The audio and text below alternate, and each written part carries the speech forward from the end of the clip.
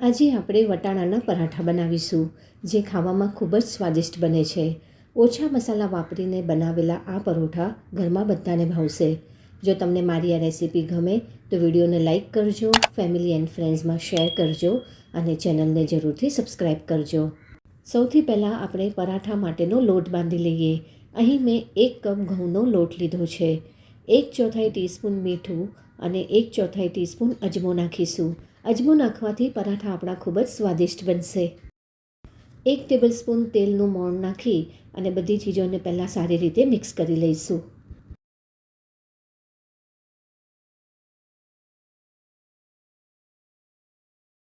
હવે થોડું થોડું પાણી નાખતા જઈને લોટ બાંધી લઈશું. અહીં લોટ આપણને બહુ કડક કે પછી બહુ નરમ નથી બાંધવાનો. લોટ આપણો બનીને તૈયાર છે. હવે આને ઢાંકીને રેસ્ટ આપીશું અને હવે સ્ટફિંગ બનાવી લઈશું.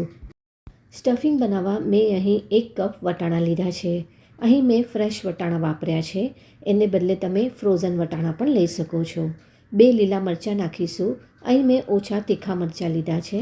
તમે તમારા સ્વાદ અનુસાર અહીં મરચાં લઈ શકો છો. હવે આને પીસી લઈએ. આ જુઓ, થોડા વટાણા રહે એવું કરકરું પીસ્યું છે. આની ફાઇન પેસ્ટ નથી બનાવવાની. હવે સ્ટફિંગ બનાવી લઈએ. એક પેનમાં 2 ટેબલસ્પૂન તેલને ગરમ કરીશું. તેલ ગરમ થયા પછી અહીં મેં 1 ટીસ્પૂન જીરું નાખ્યું છે. હવે ચપટી હિંગ નાખીશું.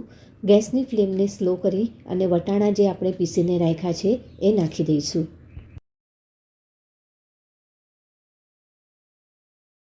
આને સારી રીતે મિક્સ કરી લઈશું અને સ્લો ફ્લેમ પર આને રાંધીશું. આ પરાઠાને તમે બ્રેકફાસ્ટમાં, લંચ માટે, ડિનરમાં કે પછી લંચ બોક્સ માટે બનાવીને આપી શકો છો. વટાણાને મેં સ્લો ફ્લેમ પર 4 થી 5 મિનિટ માટે રાંધી લીધા છે. હવે મસાલા કરી લઈએ. સ્વાદ અનુસાર મીઠું નાખીશું. 1/4 ટીસ્પૂન હળદર, અડધી ટીસ્પૂન કશ્મીરી લાલ મરચાંનો પાવડર, અડધી ટીસ્પૂન ધાણા જીરા પાવડર, 2 ટેબલસ્પૂન કસૂરી મેથી નાખીશું. આનાથી પરાઠા ખૂબ જ સ્વાદિષ્ટ બનશે. આને તમે સ્કીપ નહીં કરતા. જો તમારી પાસે ફ્રેશ મેથી હોય તો એ પણ તમે અહીં વાપરી શકો છો. ફ્રેશ મેથીને પહેલાં તમે વટાણા સાથે તેલમાં શેકી લેજો. હવે 2 થી 3 મિનિટ માટે આને સ્લો ફ્લેમ પર રાંધી લઈશું, જેથી મસાલા સારી રીતે મિક્સ થઈ જાય.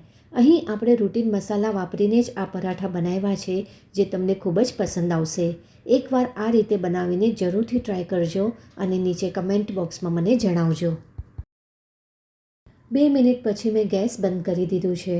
પરાઠાને વધારે હેલ્ધી બનાવવા હું અહીં 1/2 કપ છીણેલું પનીર નાખી રહી છું. પનીરને તમે અહીં સ્કીપ પણ કરી શકો છો. કોથમીરને સારી રીતે ધોઈને બારીક કાપીને નાખીશું.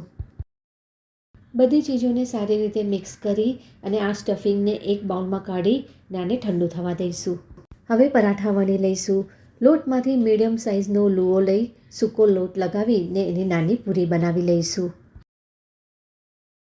એક મોટો ચમચો સ્ટફિંગ લઈ પૂરીની વચમાં રાખીશું. પૂરીને એક સાઈડથી ઉપાડીને જેમ બતાવ્યું છે એમ બધી કિનારીઓને ભેગી કરતા જઈશું. ઉપરથી આને બંધ કરી અને એક્સ્ટ્રા લોટ હોય એ કાઢી લઈશું. હવે થોડો સૂકો લોટ લઈ અને હલકે હાથે આને દબાવતા જઈ અને પૂરીને થોડી મોટી કરી લઈશું, જેથી અંદર સ્ટફિંગ સારી રીતે સ્પ્રેડ થઈ જાય અને પરાઠા વણતી વખતે ફાટી ના જાય. હલકા હાથે વણીને આનો મીડિયમ થીક પરાઠા આપણે બનાવી લઈશું. આટલા માપથી 5 મીડિયમ સાઇઝના પરાઠા તૈયાર થયા છે. તવો સારી રીતે ગરમ થઈ ગયો છે. થોડું ઘી લગાડીને પરાઠો નાખીશું. ગેસની ફ્લેમને મીડિયમ રાખીશું. ઉપર થોડું ઘી લગાડીશું. ઘીને બદલે તમે અહીં તેલ કે બટર વાપરી શકો છો. નીચેની સાઈડ થોડી શેકાઈ જાય પછી પલટાવી દઈશું. ઉપર ઘી લગાડીને હવે બંને સાઈડ ગોલ્ડન બ્રાઉન કલર આવે ત્યાં સુધી શેકી લઈશું.